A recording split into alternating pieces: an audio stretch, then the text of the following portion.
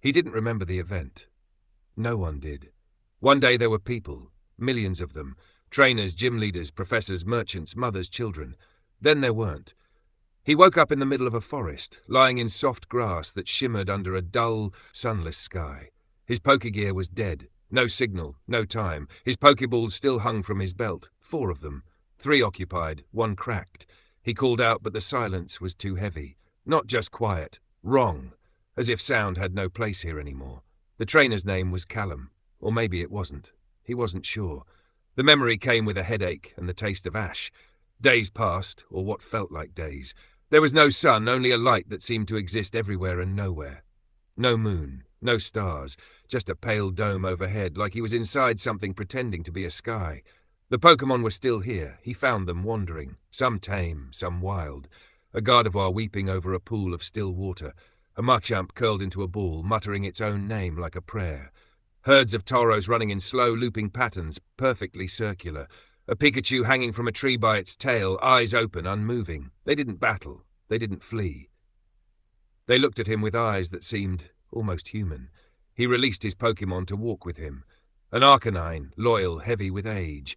A Noivern that didn't fly anymore. A Slowking that refused to speak. The 4th Pokeball he buried. Whatever had been in it wasn't anymore, just noise. A static scream that echoed in his ears when he touched the button. He walked. Cities were husks, rusted steel, digital signs still flashing welcome trainers in dead loops. Poke-centers with smiling nurse joys on cracked monitors. No bodies, no blood, just absence. Vending machines still lit. Pokemarts with stocked shelves, everything waiting for people who would never return. And still he walked. He reached Mount Coronet. He thought maybe Sinnoh's summit would give him answers. Instead, it gave him a door. It shouldn't have been there. A black door, smooth and unmarked, embedded in stone like it had grown there. The Slowking backed away. The Arcanine whined. Only Noivern moved forward, pressing its snout to the surface. The door opened. There were no lights inside, no air, just space and the sense of falling without motion. He entered. Time twisted. He found a place not made of matter but of data, giant hexagonal rooms that changed when he blinked, where Pokémon floated in cubes of light, eyes glazed and twitching. Files lined the walls. He read one. Subject, Registeel. Containment failed. Memory loops increasing. Subject believes it is still in Generation 3. Another. Trainer 0001. Status unstable. Soul fracture at 87%. Attempted dialogue terminated. Identity recursion initiated. He kept going. Saw a Charizard with no skin, its bones made of code. A Clefairy endlessly climbing stairs that led nowhere. A Ditto that had turned into a human child and gotten stuck halfway. Then a chamber, bigger than the others. Inside, suspended in glass, was a person.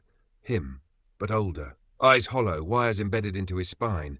A Pokédex hovering near his head, endlessly scrolling through entries.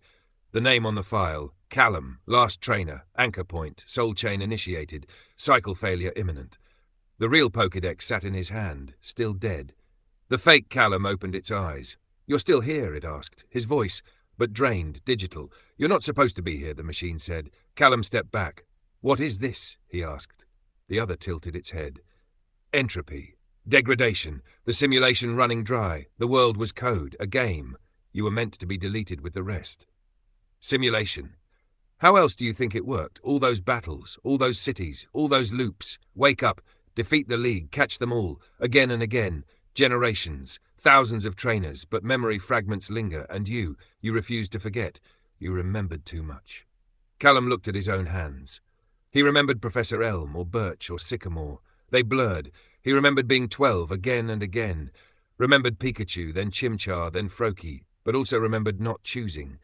Just waking up one day, full grown. What happened to everyone? Purged, soft reset, but something glitched. A save state corrupted. You survived. Why? You asked too many questions. The machine Callum leaned forward, its body rippled, its face a shifting mask now, half code, half flesh. Now you're the last variable, the last trainer. What happens if I die? The other smiled. Then the world dies too. Something cracked behind him. Arcanine howled. The simulation shuddered. The black sky outside the mountain folded inward like paper. It's collapsing, the machine said. No more trainers, no more cycles, no more meaning. Callum looked at the Pokeball on his belt. He felt it tremble. Not fear, readiness. He drew it for the last time. "I challenge you," he said. The other smiled. As it should be. The battle didn't happen in space, it happened in memory. Cities, forests, oceans, skies, all whirled around them in fragments. Attacks fired through time, not distance. His Noivern screamed through reality. The other Callum sent out things that shouldn't exist. Mashes of old sprites, broken things with 20 eyes and no names. He was losing. But with every hit, something stirred in him. Memories unlocked. Not just of himself, but of everyone. A girl with a green hat saying goodbye to her Blaziken. A boy standing in the rain outside a ruined gym. A child catching a Rattata and calling it a friend. He wasn't just the last trainer. He was all of them. He ordered his Pokémon forward. One last strike. The screen shattered. The other screamed. And vanished. Everything went white. And then, silence. He stood in Pallet Town.